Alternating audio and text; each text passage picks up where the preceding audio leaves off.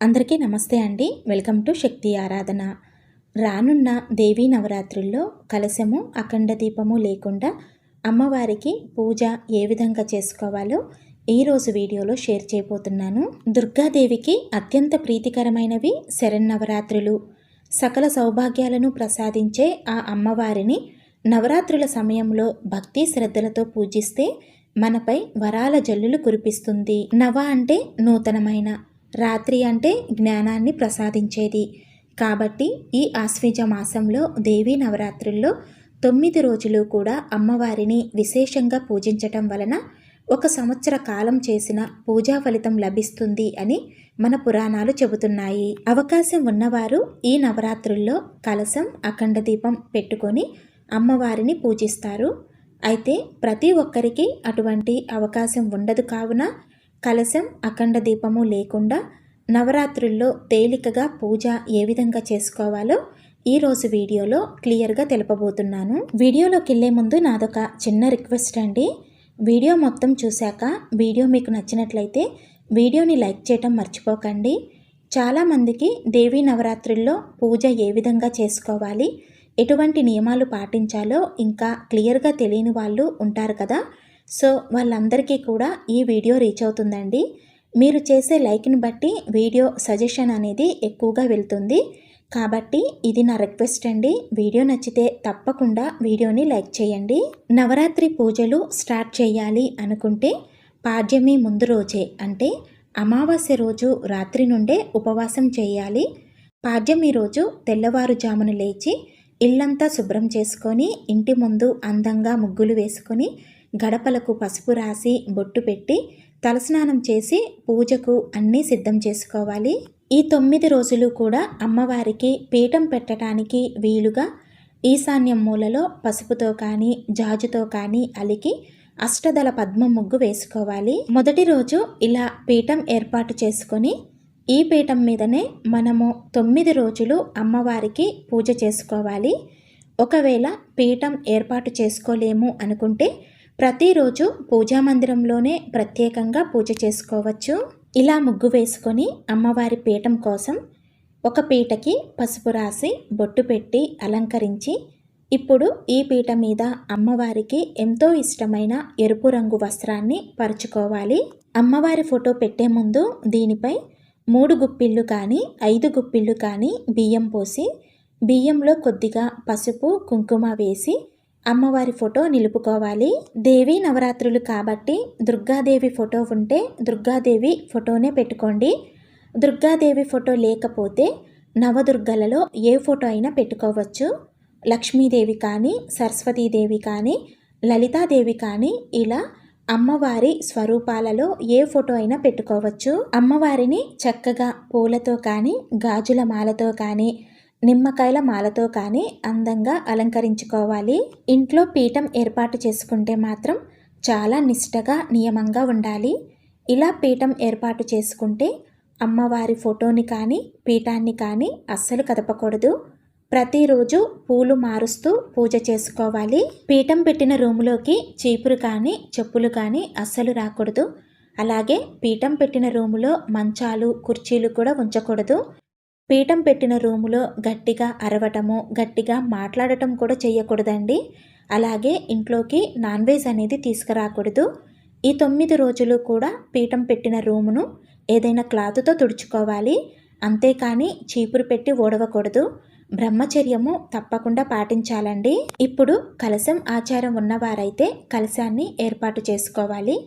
ఇక్కడ మనము కలశం లేకుండా పూజ చేస్తున్నాం కాబట్టి ఒక పాజిటివ్ ఎనర్జీ కోసం ఒక రాగి చెంబుకి గంధం రాసి బొట్టు పెట్టి దానిలో నిండుగా శుద్ధజలం పోసి కొద్దిగా పసుపు కుంకుమ సువాసన భరితంగా ఉండటం కోసం కొద్దిగా కర్పూరం కానీ జవ్వాదు కానీ పొడి చేసి వేసి ఒక పుష్పాన్ని ఉంచి పీఠం మీద అమ్మవారికి కుడి పక్కన ఒక చిన్న పీట కానీ లేదా ఒక తమలపాకు కానీ ఉంచి దాని మీద ఈ రాగి చెంబు పెట్టుకొని పూలతో అలంకరించుకోవాలి. ప్రతిరోజు కూడా పూజ ప్రారంభించే ముందు ఈ రాగి చెంబులో నీటిని మార్చి మరలా కొత్త నీటిని పోసి పెట్టుకోవాలి.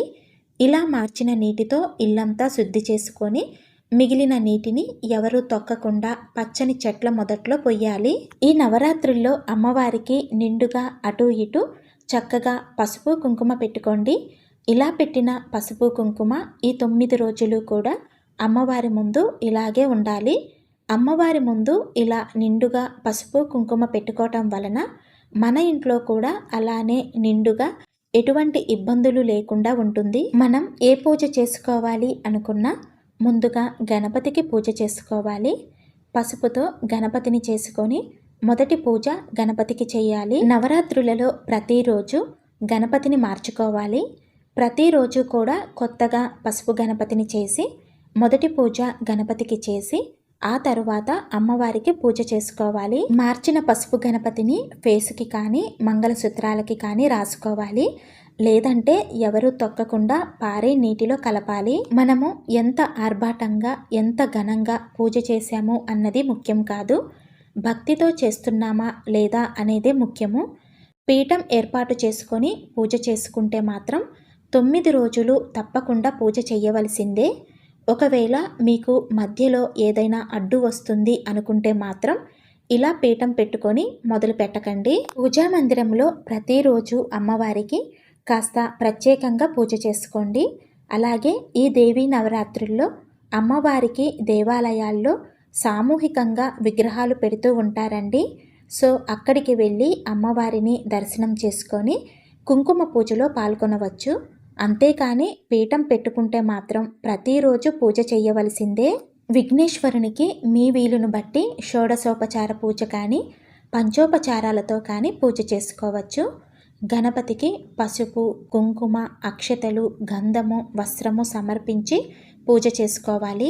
గణపతికి ధూప దీపాలు చూపించి నైవేద్యంగా చిన్న బెల్లం ముక్కను సమర్పించవచ్చు, లేదా ఏదైనా పండ్లను కూడా సమర్పించవచ్చు. అలాగే పూలతో కానీ అక్షతలతో కానీ ఎంతో శక్తివంతమైన గణపతి షోడశనామాలు కానీ గణపతి అష్టోత్తర శతనామాలు కానీ చదువుకొని గణపతికి హారతివ్వాలి. ఇంకా కలశము అఖండ దీపము ఏర్పాటు చేసుకుంటే ఇంట్లో నుంచి అస్సలు బయటికి వెళ్ళకూడదండి. అంటే ఇంటికి తాళం పెట్టి పొలిమేర దాటకూడదు. అంత నిష్టగా ఉండాల్సి ఉంటుంది. మీరు ఒకవేళ అంత నిష్టగా ఉండలేము అనుకుంటే కలశము అఖండ దీపము పెట్టకుండా నార్మల్గా ఈ విధంగా పీఠం ఏర్పాటు చేసుకొని పూజ చేసుకోండి. ఇప్పుడైతే కలశము అఖండ దీపము లేకుండా తేలికగా నవరాత్రుల పూజ ఏ విధంగా చేసుకోవాలో చూపిస్తున్నాను. కేవలం కలశం మాత్రమే, అంటే అఖండ దీపం పెట్టకుండా కేవలం కలశం మాత్రమే పెట్టుకొని తేలికగా పూజ ఏ విధంగా చేసుకోవాలో మన ఛానల్లో వీడియో పోస్ట్ చేశానండి. వీడియో లింకు డిస్క్రిప్షన్లో ఇస్తాను. ఇంట్రెస్ట్ ఉంటే ఒకసారి చెక్ చేయండి. అలానే కలశము అఖండ దీపం పెట్టుకొని పూజ ఏ విధంగా చేసుకోవాలో కూడా త్వరలోనే వీడియో పోస్ట్ చేస్తాను. మీ దగ్గర అమ్మవారి విగ్రహం ఉంటే ఈ నవరాత్రుల్లో చక్కగా అమ్మవారి విగ్రహాన్ని పూజలో పెట్టుకొని ప్రతిరోజు కూడా కుంకుమ పూజ చేసుకోండి, ఇంకా మంచిది. ఒకవేళ విగ్రహం లేదు అనుకుంటే పసుపుతో గౌరీదేవిని చేసి గౌరమ్మకి కూడా కుంకుమ పూజ చేసుకోవచ్చు, లేదా అమ్మవారి ఫోటోకైనా సరే కుంకుమ పూజ చేసుకోవచ్చండి. తరువాత ఆచమనం చేసుకొని సంకల్పం చెప్పుకొని అమ్మవారిని షోడశ మంత్రాలతో పూజించుకోవాలి.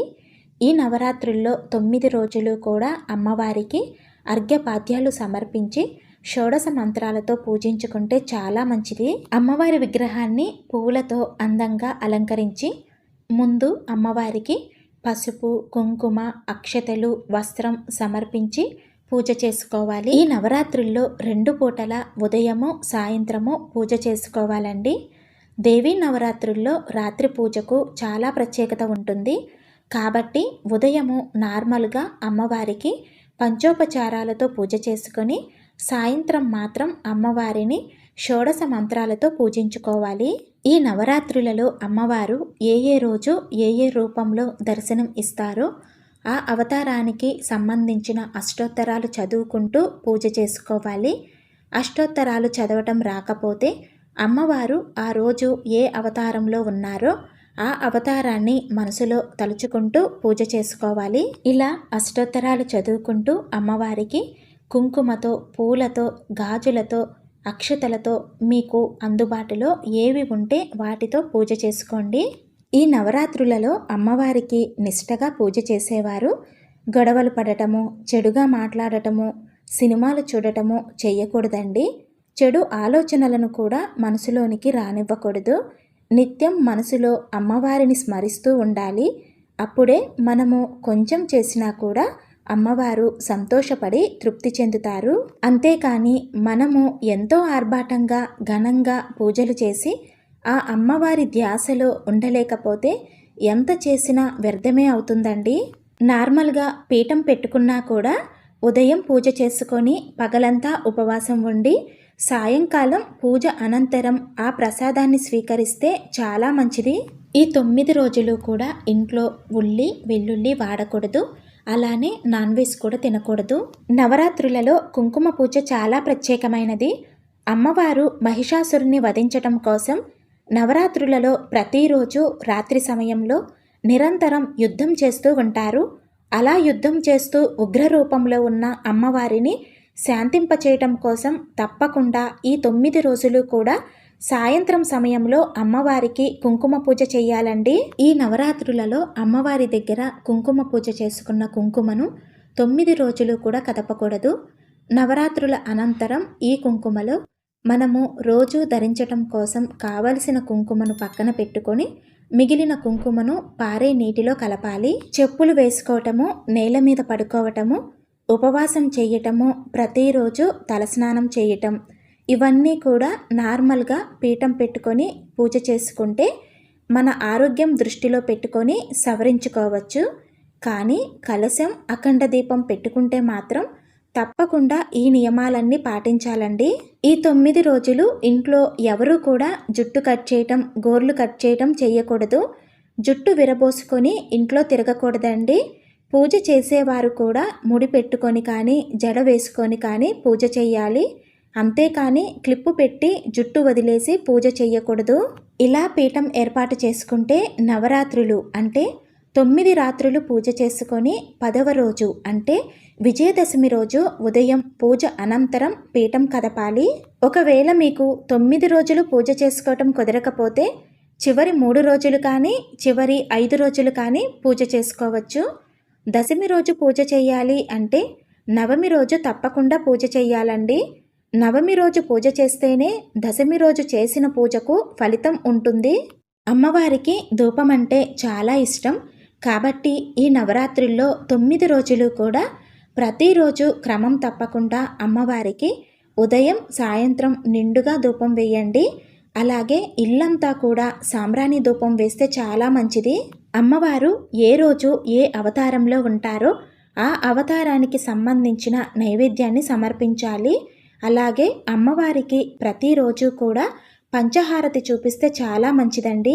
పీఠం ఏర్పాటు చేసుకోకుండా పూజా మందిరంలో పూజ చేసుకునేవారు అమ్మవారి ఆ రోజు అవతారానికి సంబంధించి ప్రత్యేకమైన నైవేద్యాన్ని పూజా మందిరంలోనే సమర్పించవచ్చు.